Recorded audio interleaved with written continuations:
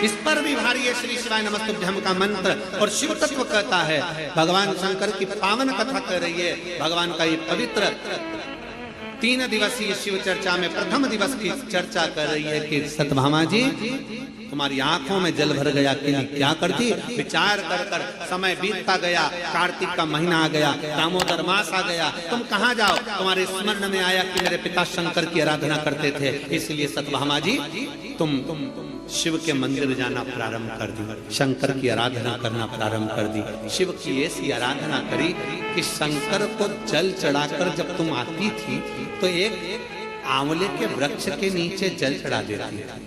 आंवले के वृक्ष के नीचे से आती थी और घर में प्रवेश कर जाती थी। प्रतिदिन तुम्हारा एक नियम बन गया, शाम के समय कार्तिक का महीना, और तुम्हें स्मरण नहीं आया कि कार्तिक का महीना है, क्योंकि तुम वैधव्य जीवन जी रही थी, आंखों में जल भरा हुआ था, रो रही थी, तुम्हें सुध नहीं थी। कब कार्तिक आया तुम्हें मालूम नहीं पड़ा, कब दामोदर मास आया तुम्हें मालूम नहीं पड़ा, और कार्तिक के महीने में तुमने दीप दान करना प्रारंभ करा। प्रत्येक दिवस तुम शाम के समय पर शिव मंदिर में जाकर बेलपत्र के वृक्ष के नीचे जाकर, तुम प्रत्येक दिवस आंवले के वृक्ष के नीचे जाकर, तुम प्रत्येक दिवस पीपल के वृक्ष के नीचे जाकर एक दीप दान करने लगी। और वो दीप दान का पुण्य फल इतना प्रबल हुआ कि एक दिन चलते चलते तुमको किसी असुर ने फिर देखा और तुम्हारे प्राणों को हर लिया। प्राण तो तुम्हारे चले गए, पर कार्तिक के महीने में जो तुमने तुलसी की अर्चना करी, कार्तिक के महीने में जो तुमने आंवले के वृक्ष की अर्चना करी, कार्तिक के महीने में जो तुमने शंकर भगवान को एक लोटा जल चढ़ाया, शिव की ऐसी कृपा हुई, शंकर प्रकट हुए, तुम्हें नंदी पर बिठाए। चलते चलते देवाधिदेव महादेव ने पूछ लिया तुम्हें क्या चाहिए। उसने कहा मेरा जीवन दुख में निकला, मेरे पिता पति चले गए, क्या चाहती हो। मैंने सुना है महादेव जो आपसे मांगता है आप वो दे देते हो। हाँ हाँ बोलो क्या चाहिए। क्या मुझे अगले जन्म में नारायण मिल सकते हैं। शंकर भगवान मुस्कुराकर बोले क्यों नहीं मिल सकते।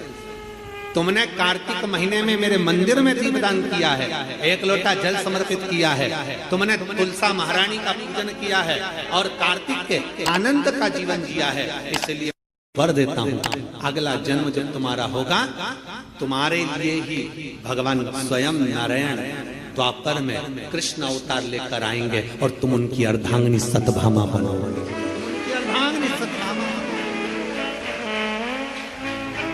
ये पुण्य हमारे जीवन का एक आनंदमय पुण्य है। सत्यभामा जी ने कई बार भगवान कृष्ण से पूछा ये पुण्य की प्राप्ति, ये सुंदर कल्प वृक्ष की प्राप्ति मुझे कैसे हो गई। तो भगवान ने कहा तुमने 5 दिवसीय जो कार्तिक महीने का कृष्ण पक्ष का जो आनंद और शुक्ल पक्ष का जो आनंद लिया है उसका ही फल ये। और उसी कार्तिक के महीने की दीपावली पर्व, लोग कहते हैं दीपावली एक दिन की है। शिव महापुराण की कथा में स्कंद पुराण के अंतर्गत शास्त्रों में वर्णन आता है कि देव दीपावली में भी पीछे पचवीगन स्नान का फल मिलता है और कार्तिक महीने की इस अमावस्या के अंतर्गत भी 5 दिवसीय दीपावली महापर्व का आनंद मिलता है। धनतेरस, रूप चौदस, दीपावली, पड़वा और दुर्जोत, ये 5 दिन तक दीपावली महापर्व चलता है।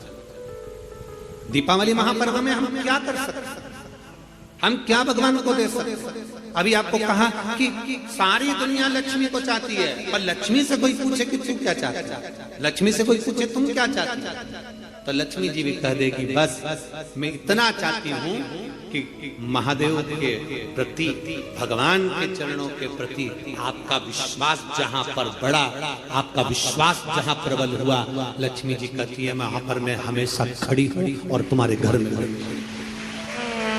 हर पल में। पूजन का विधान बताते हुए स्वयं शास्त्र वर्णन करता है हमारे यहाँ। धनतेरस के दिन की जो पूजन है, उस धनतेरस के दिन की पूजन में आप अपने घर में जितनी भी, अब लक्ष्मी की पूजन जब आप करें, दीपावली की पूजन करें, उसमें मुहूर्त देखिए, मनाना, मुहूर्त पूछिए, मनाना। कोई मुहूर्त लिखा हुआ है उसका स्मरण करें। धनतेरस की पूजन करने में, रूप चौदस की पूजन करने में, पड़वा की पूजन करने में, दूज की पूजन करने में आपको मुहूर्त की जरूरत नहीं। आप तो प्रदोष काल शाम का जो प्रदोष काल का समय होता है, उस समय पर बड़े प्रेम के साथ में, आनंद के साथ में, एक सुंदर आनंद से अगर घर में मार्बल या कोटा फर्श वगैरह लगा हो तो कपड़े से ही पोंछ लो, और अगर कच्चा मकान हो तो गोबर से थोड़ा सा लीप कर सुंदर आनंद के साथ में भगवान का जहाँ मंदिर, देवालय, शिवालय है, बड़े आनंद से आपके घर में जो पूजन का जगह है, उस पूजन के जगह पर थोड़ा सा लीप कर या कपड़ा फेर कर वह आनंद के साथ एक सुंदर चौक पूर लीजिए, और चौक पूर कर उसमें थोड़ा सा चावल दाना या गेहूं का दाना रखकर उस पर एक चौरंग, चौकी, आटा जो भी आप रख सकते हो उसको रखकर एक सुंदर वस्त्र बिछाकर एक सुंदर सी थाली में स्वस्तिक कंकु के रोली का एक स्वस्तिक बनाइए, बनाकर उसको थाली के ऊपर, उसको पाटे के ऊपर जो कपड़ा बिछा है उसके ऊपर रख दीजिए। रखकर घर में कोई चांदी का सिक्का हो, चांदी का सिक्का ना हो, चांदी का कॉइन ना हो, तो अपना जो कॉइन आता है, 1 का सिक्का, 2 का सिक्का, जो भी कॉइन आता है वो रख दीजिए। और रखकर उसको जो मोली आती है, लच्छा बांधने वाला, हाथ में बांधने का जो नाड़ा आता है, मोली होती है लच्छा, उससे उसको हल्दी लगाकर लपेट दीजिए और बाबा को उस थाली में रखकर सुंदर आनंद के साथ में माता लक्ष्मी का स्मरण करते हुए 7 दिए घी के, लंबी बाती, एक दिया तेल का दिया लक्ष्मी जी के लेफ्ट हैंड। जैसे लक्ष्मी जी को जब पूजन करने बैठोगे तो लक्ष्मी जी का मुख आपकी ओर होगा कि नहीं होगा? आप ऐसे बैठे हो तो लक्ष्मी का मुख आपकी ओर, तो दिया आएगा इस ओर। मतलब आप जब पूजन करने बैठोगे तो आपका जो सीधा हाथ होगा लक्ष्मी जी का वो उल्टा, उस उल्टे हाथ की ओर एक तेल का दीप लगाकर लंबी बाती का, और 7 दिए लंबी बाती के घी के, आटे के दिए वो एक प्लेट में, एक थाली में रख लीजिए। पूजन का सामान, कंकु, चावल, रोली, मोली, हल्दी की गांठ, अमरवेल, कमलगट्टा, खड़ा धना, गुड़, ये सब सामग्री रखकर, कुछ भोग लगाने की सामग्री, कुछ धूप बत्ती आदि, इत्र आदि सामग्रियां रखकर, पुष्प आदि रखकर, जो क्वाइन तुमने रखा है, सिक्का तुमने रखा है, 7 दिए सीधे हाथ पर लक्ष्मी, 7 दिए जो तुमने आटे के बनाए हैं उसमें लंबी बत्ती कर सीधे हाथ पर जलाएं। उल्टे हाथ पर तेल का दिया जलाकर पूजन की थाली में जो सामग्री रखी है जल का छींटा देकर, बड़े प्रेम के साथ वस्त्र समर्पित कर और रोली, चंदन, मोली, हल्दी जो भी है, मेहंदी आदि सब सामग्री समर्पित कर 5 अमरबेल के टुकड़े, 7 कमलगट्टा, 5 अमरबेल के टुकड़े, 7 कमलगट्टा, 5 हल्दी की गठान, ये सब अपने हाथों में लेकर माँ लक्ष्मी से प्रार्थना कर कुबेरेश्वर महादेव से विनती कर शिव की आराधना कर नारायण की आराधना कर दामोदर भगवान की आराधना कर माँ लक्ष्मी की आराधना कर दोनों हाथों से समर्पित कंकु, रौली उस सिक्के के ऊपर धीरे धीरे कर डाल, हल्दी धीरे धीरे कर उस पर डालना, और जो 7 दिए आप भोग लगाने के बाद, प्रसाद रखने के बाद में, फिर जब 7 दिए जो तुमने थाली में लिए हैं, प्लेट में लिए हैं, उससे माता लक्ष्मी की आरती कुबेरेश्वर महादेव। ये सैंडविच कितना बढ़िया है। के बाद में फिर जब 7 दिए जो तुमने थाली में लिए हैं, प्लेट में लिए हैं, उससे माता लक्ष्मी की आरती कुबेरेश्वर महादेव का स्मरण कर आरती करिए। आरती रख दो, पर आरती को लेना नहीं, आरती भगवान की, भगवान को सुनाओ। आरती झोली पसार कर माता लक्ष्मी से प्रार्थना करिए, माँ मैंने कुबेरेश्वर बाबा से विनय करी है, मैंने कुबेर भंडारी से विनय करी है, माँ आप नारायण के साथ, कुबेर के साथ, रिद्धि सिद्धि के साथ, गणेश जी महाराज के साथ आप मेरे घर में पधारो, मेरे घर आप आइए, आपका निवास बनाइए, आप रुकिए। माँ हमें बहुत सारे अवगुण, हे लक्ष्मी माता, हे नारायण, हे शंकर, हे उभरदानी, हे गणेश जी महाराज, हे रिद्धि सिद्धि, हे कुबेर, हमें बहुत अवगुण है, पर हे माँ हमने सुना है आपने शिव जी से जब वर मांगा था तो कहा था कि बाबा शंकर भगवान से लक्ष्मी जी ने कहा था मैं जाने को तो चले जाऊं प्रत्येक मनुष्य के घर में, पर उसके घर में तो इतना अवगुण भरा हुआ है, इतने दोष भरे हुए हैं, इतना अपशब्द भरा हुआ है, इतने ताने भरे हुए, इतनी गालियां भरी हुई, इतना मन में खोट भरा हुआ है, मैं इनको कैसे लक्ष्मी प्रदान करूं, मैं इनको कैसे भंडार। तब मां आपने तुरंत भगवान शंकर से कहा तो शिव जी ने कहा लक्ष्मी जब आप शिव की साक्षी में किसी के घर में प्रवेश करो तो अवगुण मत देखना, उसके गुण देखकर प्रवेश कर जाओ। वो कहते स्कंद पुराण में कार्तिक महत्तम वर्णन कर रहा है और बड़े प्रेम से भगवान कह रहे हैं कि इस कार्तिक के महत्तम में, इस कार्तिक के महत्वता में आज आप सबने धनतेरस पूजन की महत्वता को जाना और ये पूजन 5 दिन तक आप जिस जगह पर पहले दिन पूजन कर रहे हो धनतेरस की, जैसे आपने धनतेरस कुबेरेश्वर धाम की जो धनतेरस है वो 29 तारीख की रहेगी, रूप 14 30 तारीख की रहेगी, दीपावली जम के बोलो 31 तारीख की रहेगी, 31 अक्टूबर, गोवर्धन पूजन 1 तारीख, 1 नवंबर, ऐसे 2 तारीख, ऐसा क्रम सुंदर यहाँ कुबेरेश्वर धाम की धरा पर रहे।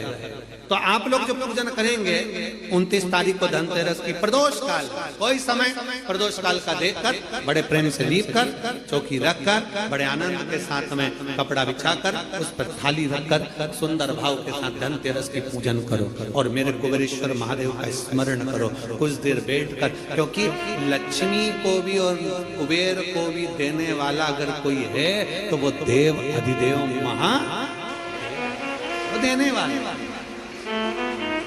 प्रयास करो भगवान शंकर की आराधना में जो सुख है, शिव की भक्ति में जो आनंद है, शंकर की आराधना कर कर शंकर की साक्षी रखकर श्री शिवाय नमस्तुभ्यम। हमने पहले भी कथा में कहा दीपावली के समय पर बाजार में भी जाओ तो दिवाली के समय पर वहां पर मार्केट में भी कहो कि भैया हमको एक स्टिकर चाहिए, काय का स्टिकर, कहना श्री शिवाय नमस्तुभ्यम का चाहिए। क्या करोगे? दरवाजे पर लगाना है। क्यों? क्योंकि हमने सुना है शिव महापुराण की विधेश्वर संहिता में लिखा है कि श्री शिवाय नमस्तुभ्यम बोलने वाले के मुख का मात्र दर्शन कर लो तो हमारे सारे पाप क्षीण हो जाते हैं, हजारों अश्वमेध यज्ञ का फल प्राप्त हो जाता है और हमारे कार्य सफल हो जाते हैं। तो सामने वाला व्यक्ति जब दरवाजा बंद होगा उस पर श्री शिवाय नमस्तुभ्यम लिखा होगा, सामने वाला कोई भी आएगा पढ़ेगा, दरवाजा बजाएगा, जितनी देर खड़ा रहेगा उतनी देर पढ़ेगा श्री शिवाय नमस्तुभ्यम। तुम दरवाजा खोलोगे, उसके मुख का दर्शन करोगे तो भी तुम्हारा कल्याण हो जाएगा। 2 फायदे, हमारा लाभ उसमें है,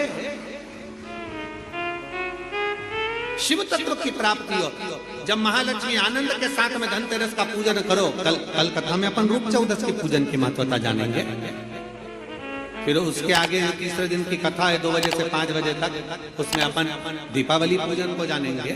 फिर उसमें अपन एकम की पूजन का जानेंगे, गोवर्धन पूजन के दिन का महत्व की पूजन कैसे करना, फिर उसका वर्णन अपन दूज की पूजन का जानेंगे। ऐसे अपन पूरे 5 दिवसीय पूजन की महत्वता का स्मरण करेंगे। 5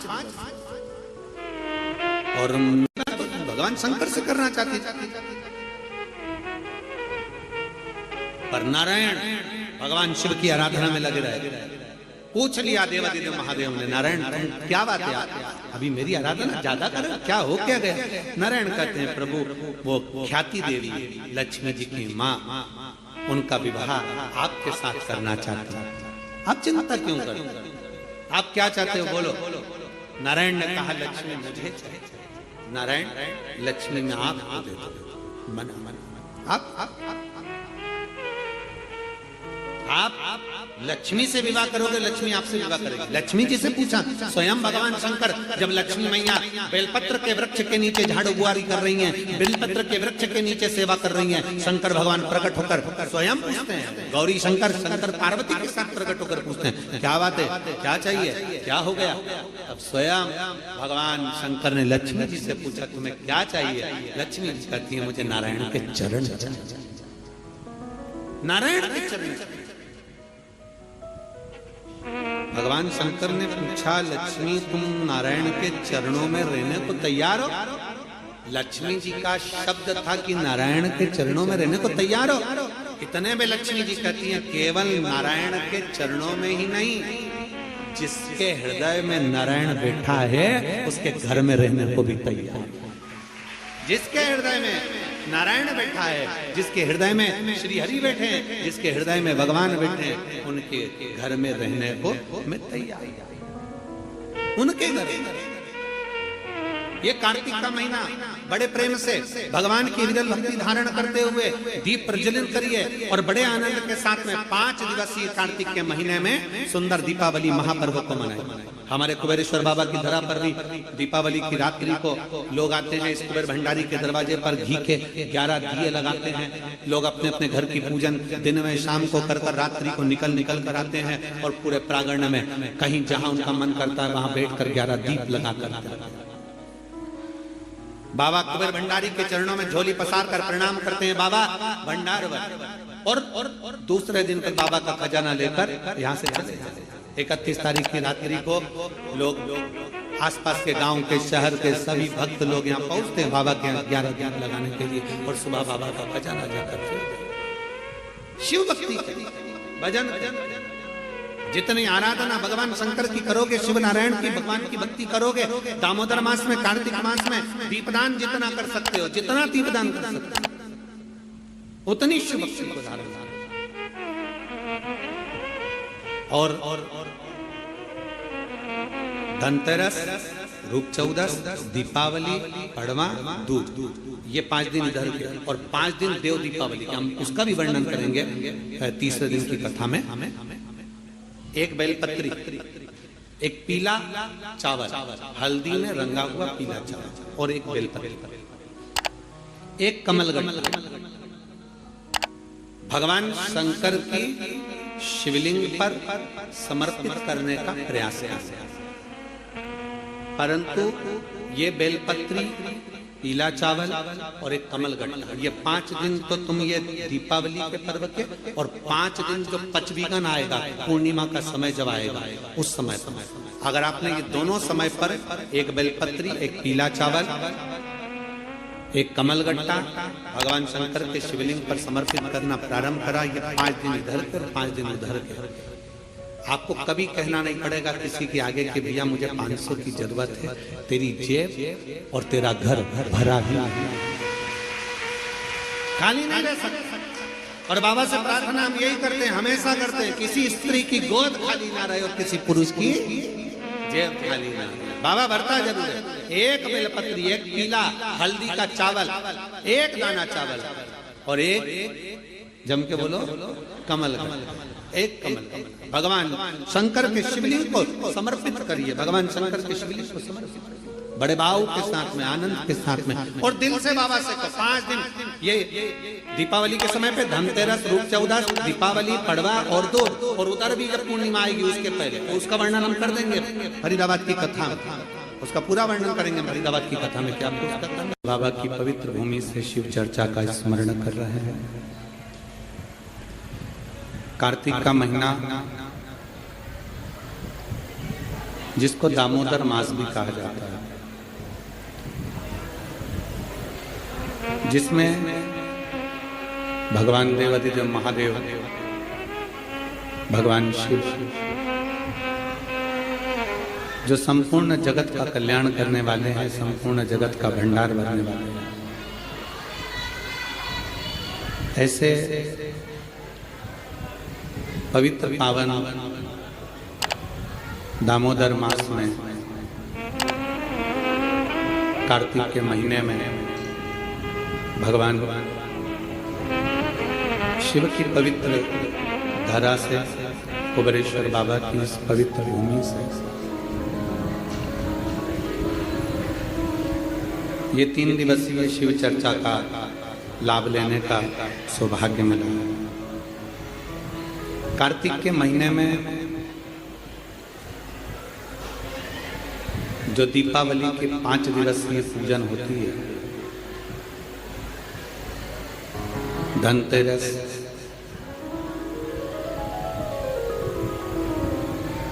नरक चौदस, रूप चौदस,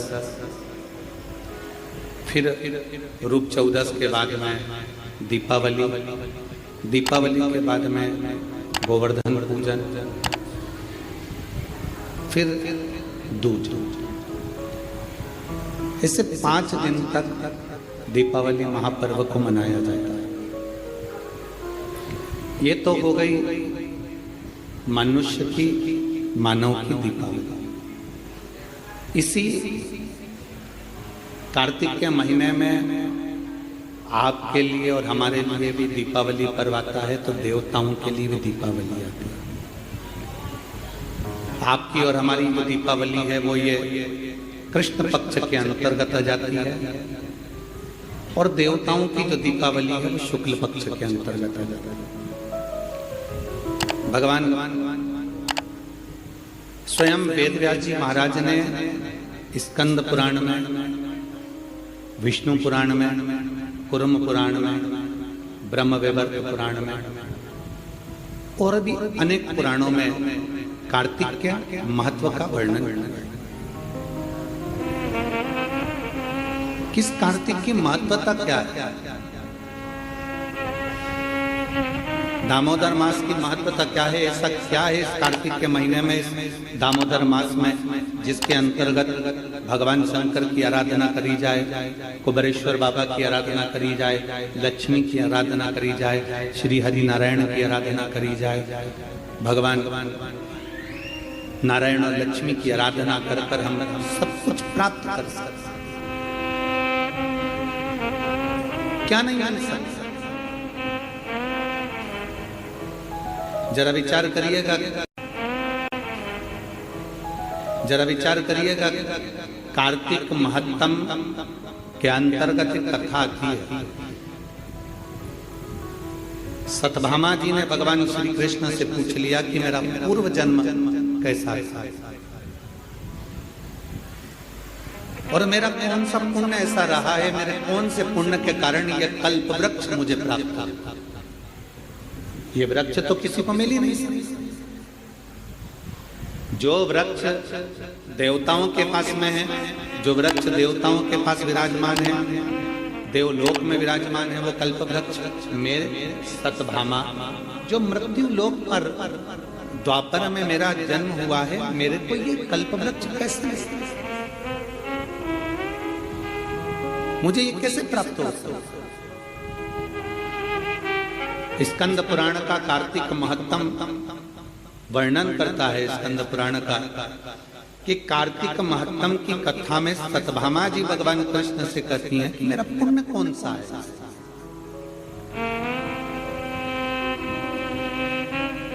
जैसे आज आपको अपने अंदर एक विचार लाना चाहिए कि आपका कौन सा पुण्य है कि जो कुबेरेश्वर बाबा की धरा पर बैठकर 3 दिन शिव चर्चा है, और वो भी कार्तिक का महीना और कुबेर भंडारी की भूमि कुबेरेश्वर धाम।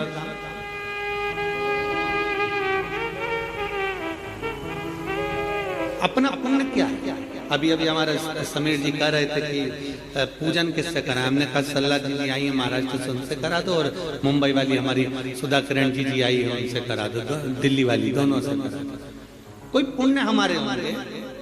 दामोदर मास, कार्तिक मास और कुबेर बाबा की भूमि कुबेरेश्वर धाम, और आप और हमारे सबके पुण्य है जो ये कथा।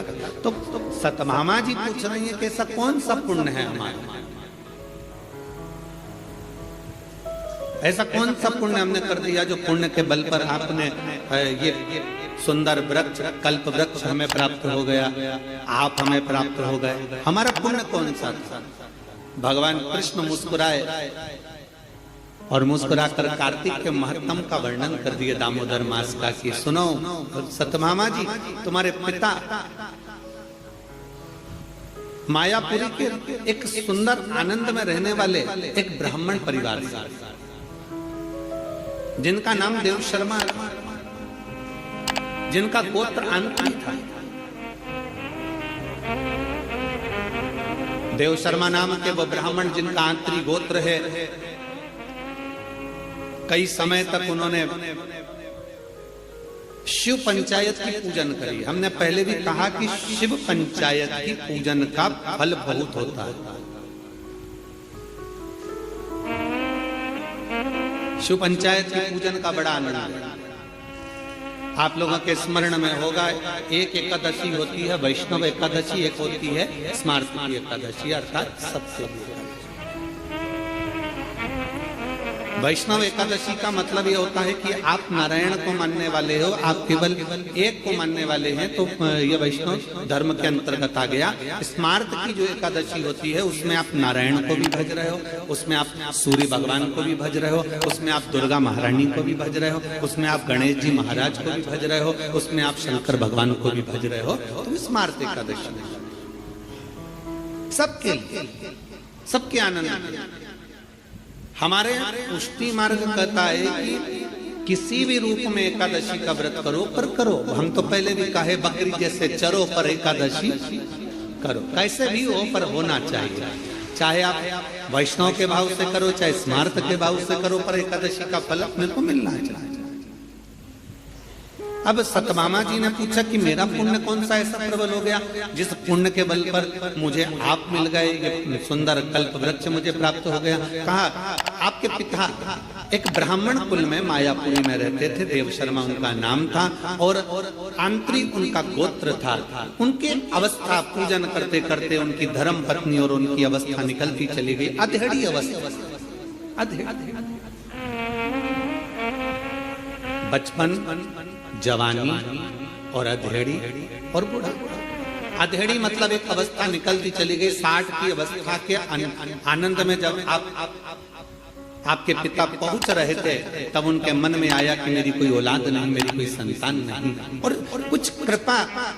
ये पंचदेव शिव पंचायत में 5 देव विराजमान होते हैं। पहले सूर्य हैं, दूसरे नंबर पर मेरे देवाधिदेव महादेव हैं, तीसरे नंबर पर माँ दुर्गा है, चौथे नंबर पर बड़े आनंद से श्री गणेश जी महाराज हैं, 5वें नंबर पर भगवान श्री हरि, भगवान श्री नारायण। 5 देव विराजमान हैं, पंचदेव विराजमान हैं, और वो बैठे जिनकी आराधना स्वयं देव शर्मा कर रहा है। सतभामा जी, आपके पिता के मन में भाव आया कि मेरे घर में औलाद नहीं, कोई औलाद आ जाए। भगवान से प्रार्थना करते, प्रतिदिन शंकर को 1 लोटा जल समर्पित करते। और जिस पंचायत में स्वयं शिव बैठे हैं, तो शास्त्र कहता है उस पंचायत का निर्णय कोई नहीं करता, उस पंचायत का निर्णय फिर देवाधिदेव महादेव ही करते, शिव ही करते। बोल बम का नारा है, सारी समस्या का हल। अब उसका निर्णय स्वयं भगवान शंकर करते हैं। इसलिए आप लोगों से कहते हैं कि आपकी पूजन की जगह में शंकर का शिवलिंग होना जरूरी है। भले आप ठाकुर जी की सेवा करो, राधा रानी की सेवा करो, लक्ष्मी जी की सेवा करो, नारायण की सेवा करो, ब्रह्मा जी की सेवा करो, देवी की सेवा करो, चाहे देवता की सेवा करो, किसी की भी सेवा कर रहे हो, किसी की पूजन कर रहे हो, उसमें शंकर का होना जरूरी है। जिस जगह शिव नहीं होता, जैसे दक्ष प्रजापति के यज्ञ में शंकर नहीं थे, तो वहां पर विघ्न नहीं आया। जहां शिव नहीं है वहां विघ्न है। शिव है तो विघ्न को टालता है, क्योंकि जिसका पुत्र ही विघ्नहर्ता है, जिनके बेटे ही स्वयं गणेश जी विघ्नहर्ता है, तो फिर तो विघ्न टालेगा। शंकर भगवान वहां पर विघ्न। तो सारे दुख को हरने वाले, सारे कष्टों को हरने वाले, सारी बीमारियों को हरने वाले, सारे तकलीफों को हरने वाले केवल वहां शंकर विराजमान हैं। तो पंचायत में कोई निर्णय कोई नहीं करेगा, पंचायत का निर्णय स्वयं शिव कर रहे हैं। शंकर भगवान पर 1 लोटा जल चढ़कर, सूर्य को अर्घ देकर, मां भवानी के चरणों में जल देकर, स्वयं नारायण का स्मरण कर कर, स्वयं गणेश जी का पूजन कर कर देव शर्मा ने विनती करी, और देव शर्मा ने विनय करा, तो भगवान शंकर ने उसी समय पर उनके एक पुत्री के जन्म का वर प्रदान कर दिया। अब बेटी का जन्म हुआ जिसका नाम था गुणवती, क्योंकि गुणमान थी वो। जैसे पिता भगवान का भजन करते थे वो भी भजन करती थी, जैसे पिता स्मरण करते थे वो भी स्मरण करती थी, जैसे पिता मंत्र जाप करते थे वो भी मंत्र जाप करती थी, जैसे पिता नाम जाप करते थे वो भी नाम जाप करती थी। गुणवती भी भगवान की भक्ति में इतना लीन हो गई, इतना लीन हो गई। धीरे धीरे समय निकला, पिता के मन में भाव उत्पन्न हो गया। पिताजी ने विचार करा कि मेरे घर में बेटी का जन्म हो गया, इसकी शादी किससे करूं, इसका विवाह किससे करूं। अच्छा बेटी होती है ना तो बड़ा टेंशन उत्पन्न हो जाता है सभी लोगों का। पर शिव महापुराण की कथा कहती है, शंकर भगवान की अशोक सुंदरी का चरित्र कहता है कि बेटी अगर घर में जन्म ले ले तो चिंता मुक्त होना चाहिए कि अब मेरे घर में बेटी ने जन्म ले लिया, वो अपना भाग्य लेकर आई है तो हमारा भी भाग्य चमका है। बेटी हमारे घर में आई है तो वो भाग्य लेकर आई है तो भाग्य चमकाए। लक्ष्मी सबको अच्छी लगती है। आप में से कोई ऐसा है जिसको लक्ष्मी अच्छी नहीं लगती? अरे बोलो तो समझ। किसी को धन अच्छा नहीं लगता हो, लक्ष्मी अच्छी नहीं लगती हो, ऐसा कोई है संसार में? जितने आस्था चैनल पर कथा सुन रहे हैं, जितने फेसबुक यूट्यूब पर कथा सुन रहे हैं और जितने कुबेरेश्वर बाबा की पवित्र कर शिव चर्चा को श्रवण कर रहे हैं, ऐसा कोई हो जिसको लक्ष्मी प्रिय ना? सबको लक्ष्मी प्रिय। एक छोटे से बच्चे को गोदी में लो ना और उसको पहली बार कोई मिलता है तो उसको 10 का नोट पकड़ा देता है ना, तो उससे 10 का नोट भी छेड़ा उसको छूटता नहीं। छोटा सा लक्ष्मी किसको प्रिय नहीं? मरने वाला मरकर भी जाता है ना तो भी उसकी छाती पर पैसा पटका जाता है। लक्ष्मी उसको भी प्रिय जा रही है तो भी लक्ष्मी किसकी प्रिय? अब हम कहते हैं कि लक्ष्मी सबको प्रिय है, पर लक्ष्मी से तो पूछे कि उसको क्या प्रिय है। एक भिखारी से लेकर सेठ को भी लक्ष्मी प्रिय है, एक कंगाल से लेकर करोड़पति को भी लक्ष्मी प्रिय है, पर कोई लक्ष्मी से तो पूछे कि दुनिया तुझे इतना प्रिय लगती है, दुनिया तुझे चाहती है, दुनिया तुझे लेना चाहती है, पर तू क्या चाहती है? लक्ष्मी की प्रियता कायम। कोई लक्ष्मी से पूछे। शिव महापुराण की कथा में चरित्र आता है, जब भगवान नारायण के चरणों में लक्ष्मी जी बैठी थी और नारायण से पूछा गया कि प्रभु आपने मुझे किससे प्राप्त करा? तब भगवान नारायण ने कहा मैंने शिव से प्राप्त करा, क्योंकि तुम्हारी माता ख्याति देवी तुम्हारा विवाह शिव से करना चाहती है, पर मैंने भगवान शंकर से कहा कि मैं लक्ष्मी से प्रेम करता हूँ, इसलिए लक्ष्मी मुझे प्यार है। तो तुम्हारी माता हे लक्ष्मी, तुम्हारी माँ ख्याति देवी ने तब तुम्हारा विवाह मेरे साथ करा। तो लक्ष्मी से भगवान नारायण पूछ रहे हैं, नारायण लक्ष्मी से चर्चा कर रहे हैं, बात कर रहे हैं कि तुम सबसे ज्यादा आदर सम्मान सत्कार किसका करती हो? किसके कहने पर तुम किसी के घर पर जाती हो? किसके कहने पर तुम उसके निहाल कर देती हो? किसके कहने पर तुम उसका भंडार भर देती हो? लक्ष्मी को कौन है जिसके कहने पर तुम उसके कहने पर चले जाती हो? लक्ष्मी जी ने कहा अपने स्वामी भगवान नारायण से, केवल एक वो है देवाधिदेव महादेव जो कहते हैं मुझसे। देवाधिदेव महादेव ने मुझसे कहा है कि जो एक लोटा जल मेरे मंदिर में लेकर आए, क्योंकि लक्ष्मी ने कहा था मैं नारायण के चरणों की दासी हूं तो मैं आपकी भी दासी हूं, आप बताओ मैं कहाँ रहूं? भगवान शंकर ने कहा कहीं नहीं। लक्ष्मी अगर कोई एक लोटा जल लेकर शंकर के मंदिर में आए, जल चढ़ाकर जब वो घर जाए तो उसके लोटे के साथ उसके पीछे पीछे तू उसके घर में प्रवेश कर जाना, उसका दुख हल कर, उसका संकट। संसार के लोग दुख नहीं हर सकते, पर परमात्मा शंकर को चढ़ाया गया एक लोटा जल हमारे दुख को हर लेता है। और देख लिया संसार हमने, सब मतलब के यार हमने देख लिया, झूठे नाते झूठे रिश्ते, झूठे नाते अरे झूठा है संसार हमने देख लिया, सब मतलब के यार हमने देख लिया संसार हमने, संसार हमने देख लिया। लक्ष्मी जी कहती है मैं महादेव के कहने पर चली जाती हूँ। महादेव कहते हैं मैं वहां जाऊंगा। शिव के अनुकूल लक्ष्मी जाती, शिव के कहने पर। सुनो सतभामा जी, आपके पिता देव शर्मा आपको प्राप्त कर कर बड़े खुश थे, सोचा किस बेटी का विवाह करो। तब उन्हें स्मरण में आया मेरा एक मित्र है पर वो प्राण त्याग कर चले गया है, उसका एक बेटा है जिसका नाम चंद्र, उसका एक बेटा है जिसका नाम चंद्र है, मैं उससे विवाह कर देता हूं। तुम्हारे पिता देव शर्मा ने तुम्हारा विवाह चंद्र से कर दिया। समय बीता, वो भी ब्राह्मण कुल का बालक, इतना अच्छा बालक था जो भगवान की भक्ति में डूबा रहता था। सतभामा जी समय निकल गया, कुछ समय निकलने के बाद तुम्हारे पिता देव शर्मा और चंद्र दोनों किसी तीर्थ के लिए जाने लगे। किसी तीर्थ की ओर अग्रणी होने लगे और तीर्थ की ओर जब जाने लगे, तीर्थ में जाते जाते जाते जाते एक असुर की दृष्टि इन दोनों पर पड़ जाती है और एक राक्षस की दृष्टि पड़ने पर राक्षस ने विचार करा कि मैं कुछ भी करूं, इनका संहार कर दूं, इनको मार दूं, क्योंकि दोनों भगवत भजन करने वाले हैं। घर के अंदर, परिवार के अंदर जो भगवान की भक्ति करने वाला होता है, शिव मंदिर जाने वाला होता है, भगवत भजन करने वाला होता है, व्रत करने वाला होता है, पूजन करने वाला होता है, भगवान की भक्ति में डूबने वाला होता है, दुनिया के लोग जले ना जले पर घर के लोगों के मन में भी आ जाता है, ये आ गए बाबा जी,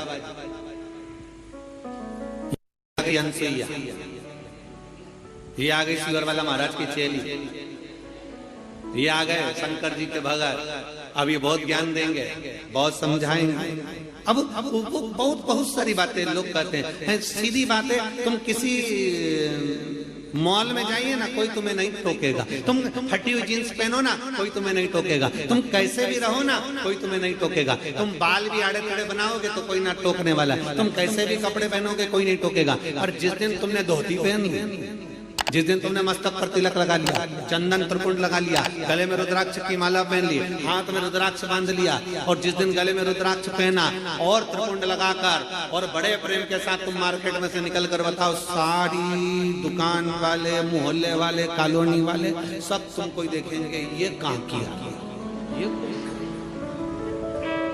ये है कौन, इसकी दृष्टि क्या है, इसका स्वरूप क्या है। और अगर पहचान वाले मिलेंगे तो ये जरूर कहेंगे, भैया किसके चक्कर में आ गए, बाबा बनोगे क्या, संत बनोगे क्या, साधु बनोगे क्या, तपस्वी बनोगे क्या, लोग कह देते हैं। कितनी जल्दी पहचान में आते हैं। और देखो, संसार के वस्त्र पहने तो पहचान में नहीं आओगे, पर परमात्मा के वस्त्र धारण करोगे तो पहचान में जरूर आओगे। ये हमारे संस्कार है, ये हमारे संस्कार है, ये हमारे जीवन का एक सुख है, हमारे जीवन का एक आनंद है। सतभामा जी, तुम्हारे पिता और तुम्हारे पति दोनों जा रहे थे, इतने में ही एक असुर की दृष्टि पड़ गई और उन्होंने उनको समाप्त कर दिया। दोनों तीर्थ करने जा रहे थे, भगवत भजन करने जा रहे थे, इसलिए कहीं ना कहीं शिव तत्व को उन्होंने प्राप्त करा था। इसलिए भगवान भोलेनाथ की कृपा हुई और नंदी लेकर शंकर भगवान पधारे और तुम्हारे पिता और तुम्हारे पति दोनों को नंदी पर बिठाकर शिव कैलाश लेकर चले जाए। तुम अकेले हो। सतभामा जी, तुम्हारे आंखों में रुदन था, नेत्रों से जल बह रहा था। एक तरफ पिता चले गए, दूसरी तरफ पति चले गए। वे धब्बे का जीवन कैसे जियोगी, रोती बिलकती, आंखों से आंसू बहाती, करूं तो करूं क्या, कहां जाऊं, किससे कहूं। जब व्यक्ति अकेला पड़ जाता है, सब जगह से छूटकर अकेला जब हो जाता है, तब उस परमात्मा को याद करता है, तब उस भगवान को याद करता है। कितना विचित्र जमाना है। पहले